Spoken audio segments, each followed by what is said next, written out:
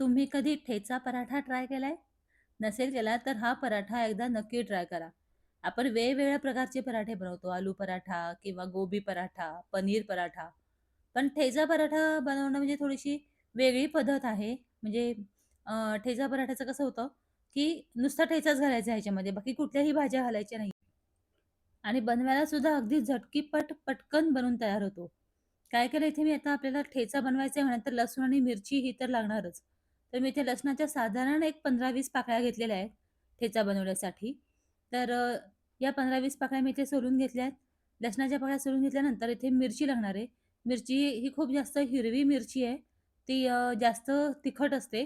त्यामुळे मी इथे साधारण 4 ते 5 हिरव्या मिरच्या तुकडे करून घेतलेल्या आहेत. तुम्हाला तिखटपणा कसा हवा असेल तुम्ही त्याप्रमाणे कमी जास्त करू शकता. तर आता मिरची आणि हे लसूण जे आहे ना, ते तव्यावर घ्यायचं. ह्याच्यावरती एक वाटीभर दाणे घातलेले आहेत मी आणि मग हे सगळं छान आपल्याला भाजून घ्यायचंय. एक 5 मिनिटं तरी आपल्याला हे व्यवस्थित असं भाजून घ्यायचंय सगळं. दाणे एकदम खरपूस भाजले गेले पाहिजेत. खूप सुंदर होतो हा पराठा बनवायला आणि ठेचा पराठा म्हटलं की कसं ह्याच्याबरोबर दुसरं काहीही घेण्याची गरज नाही. चटणी नाही, सॉसची सुद्धा गरज पडत नाही किंवा दह्याची सुद्धा गरज पडत नाही. असाच हा पराठा खायला खूप सुंदर लागतो. थोडे दाणे व्यवस्थित भाजले गेले ना, की मग कोथिंबीर घालायची आणि मध्ये तेल घालून ह्याच्यामध्ये जिरं घालून घ्यायचं. मी साधारण 2 चमचे तेल ह्याच्यामध्ये घालतीये.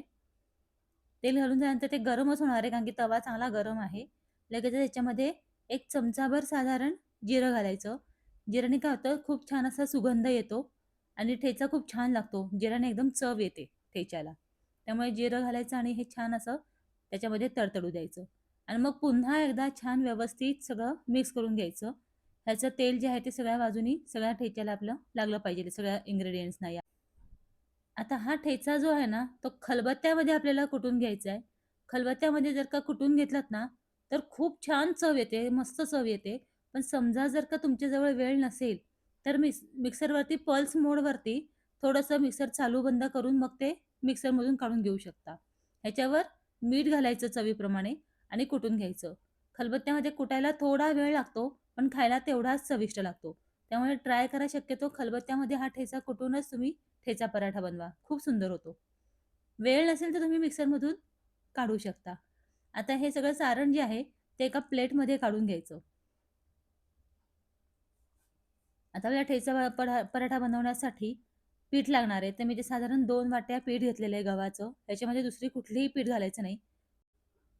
वरून मीठ घालायचं चवीप्रमाणे आणि थोडं-थोडं पाणी घालून पीठ हे मळून घ्यायचं. पीठ मळून घेताना हे फार पातळ पीठ मळायचं नाहीये, लूज पीठ मळायचं नाहीये, घट्ट मळायचंय. घट्ट मळल्याने काय होतं, व्यवस्थित ठेचा जो आहे तो पीठ फाटत नाही. ज्यावेळेला ठेचा आपण आतमध्ये घालून हे करतो, लाटतो ना, त्यावेळेला ठेचा आपला फाटत नाही. तर आता हे छान व्यवस्थित असं 10 मिनिटं ठेवायचं. 10 मिनिटं ठेवल्यानंतर मग ह्याची लाटी तयार करून घ्यायची आणि लाटी तयार करून घेतली ना, की लाटून घ्यायची. अगदी पोळी लाटतो ना, त्याप्रमाणे हे पूर्ण लाटून घ्यायचं. पोळी ह्याची लाटून घ्यायची पूर्ण आणि पोळी लाटून झाली ना, की मग हा जो ठेचा आहे, हा ह्याच्यावरती घालून घ्यायचा. पसरवून घ्यायचा ठेचा सगळ्या बाजूनी असा. फार तिखट असतो त्यामुळे खूप जास्त असा दाटसर नाही पसरवायचा. थोडासा विरळच पसरवायचा. सगळ्या बाजूनी लागला पाहिजे एवढंच फक्त काय ते आहे आणि विरळ असा पसरवून घ्यायचा. खूप तिखट आहे हा ठेचा एवढं लक्षात ठेवा. मुलांना वगैरे देणार असाल तर खूपच कमी ठेचा घाला. नंतर ह्या अशा चकत्या पाडून घ्यायच्या पोळीच्या ह्या. तुम्ही जर चकत्या पाडून नसाल घेणार आणि पुरणपोळीसारखं जर का मिश्रण आतमध्ये घालून मग व्यवस्थित असं सारण भरून लाटणार असाल तरी चालू शकतो. फक्त व्यवस्थित लाटता आलं पाहिजे. हे कसं आहे, हे लच्छा पराठासारखं तयार होतं, त्यामुळे अजूनच खूप छान लागतो. त्या पद्धतीने केलं तरी चालू शकतं, पण ह्या पद्धतीने खूप जास्त छान होतो. आता हे आपण रोल करायचा आहे ह्याचा प्रत्येक पट्टीचा आणि तो रोल दुसऱ्या पट्टीवर ठेवून असा पुन्हा त्याचाही रोल करायचा. आणि आता हा रोल परत तिसऱ्या पट्टीवर ठेवायचा. असं सगळा व्यवस्थित रोल तयार करून घ्यायचा. हे जास्त सोपं पडतं आणि पटकन लाटलंही जातं आणि पीठ घट्ट असल्यामुळे आहे ना, फाटत नाही बिलकुलही. हे बघा आता हे सगळे रोल मी एकत्र करून घेतले. आता काय करायचं, मध्ये घ्यायचा हा रोल असा व्यवस्थित ठेवून आणि वरून दाबायचा. म्हणजे काय होतं, पुन्हा एकदा व्यवस्थित अशी लाटी तयार होते. हे बघा मी दाबतेय ना, अशा पद्धतीने व्यवस्थित असा दाबून घ्यायचा वरून. अशी छान अशी लाटी तयार झाली आणि होतं काय, की सारण भरल्यानंतर पुरणपोळीसारखं केलं तर ती नुसती पोळीच तयार होते. पण तुम्ही जर या पद्धतीने केलत ना, तर लच्छा पराठासारखं हे तयार होतो. म्हणजे ह्याचे लेयर्स तयार होतात. खूप छान होतं.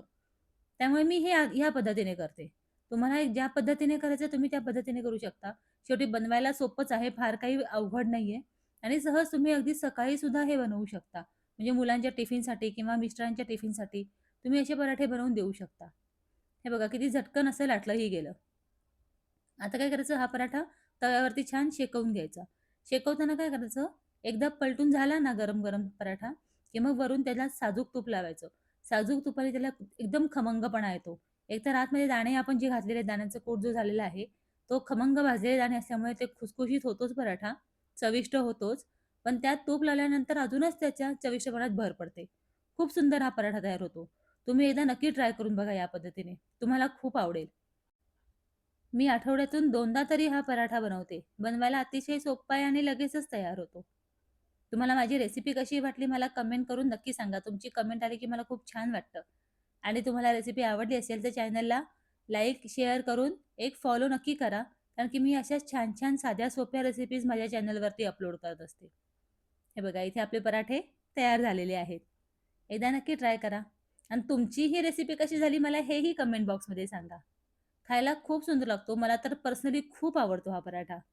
भेटू पुढच्या रेसिपीमध्ये. तोपर्यंत बाय. Take care.